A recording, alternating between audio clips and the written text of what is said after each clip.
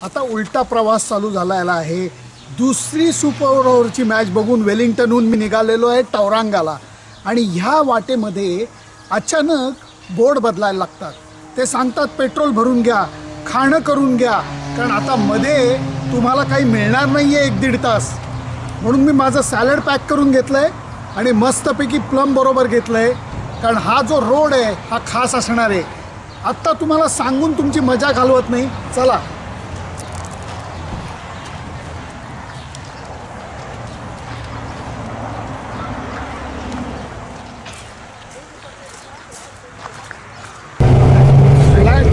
Cafe नावाच्या भागातनं थोडंसं lunch करून आम्ही बाहेर पडतो।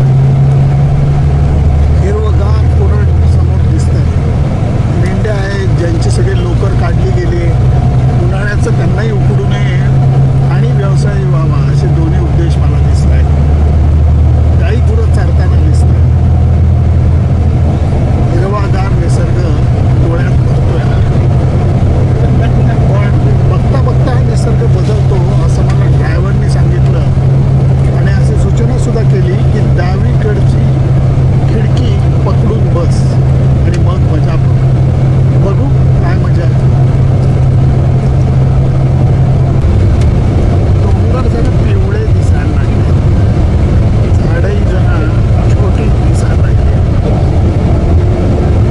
पाऊस कमी झालाय काय म्हणून हे डोंगर जरा असे पिवळे दिसतात। काहीतरी वेगळंच दिसतंय।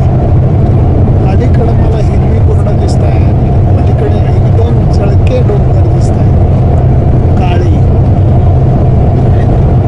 काय हा प्रकार, प्रकारचा चमत्कारच पाहायला लागला।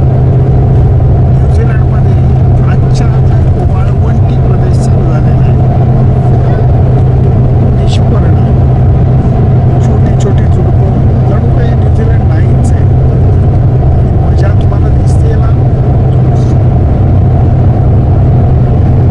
वाळवंटी प्रदेशामध्ये स्नो कॅप माउंटन आहे, बर्फाच्छादित शिखरं दिसतात।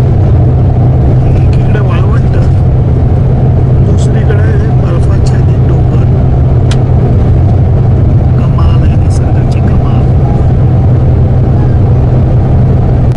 वाळवंटाची रेती सुद्धा दिसू लागली आणि वाळवंटातली छोटी छोटी झुडपं, परंतु लांबवर मात्र बर्फाच्छादित डोंगर दिसत राहतात। किमया आहे निसर्गाची, खरोखर किमया।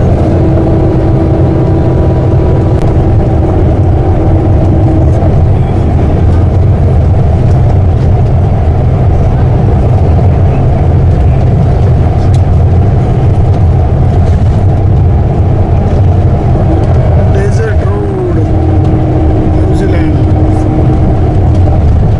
डेझर्ट रोड सप्लाय सांगायला सुद्धा लागत नाही, कारण हिरवागार निसर्ग परत दिसायला लागतो। मोठमोठी स्वच्छपर्ण झाडं लगेच दिसायला लागतात। हा जो काही 1 तासाचा प्रवास होता तो अजब होता, अजब। डेझर्ट रोडची सांगता टावकोलेक लागते। डेझर्ट रोडचा प्रवास हा अफलातून होता। काय निसर्ग, एकीकडे गर्द हिरवं रान, नंतर एकदम वाळवंट आणि त्याच्यानंतर परत गर्द हिरवं रान लागतं आणि आपण टावकोला पोचतो। मी तुम्हाला सांगतो, हा प्रवास जरी लांबचा असला तरी जर शक्य असला तर प्लीज रोडनी करा, कारण हे निसर्गाचे चमत्कार विमानातनं नाही बघायला मिळत। सुनंदन लेले, डेझर्ट रोड।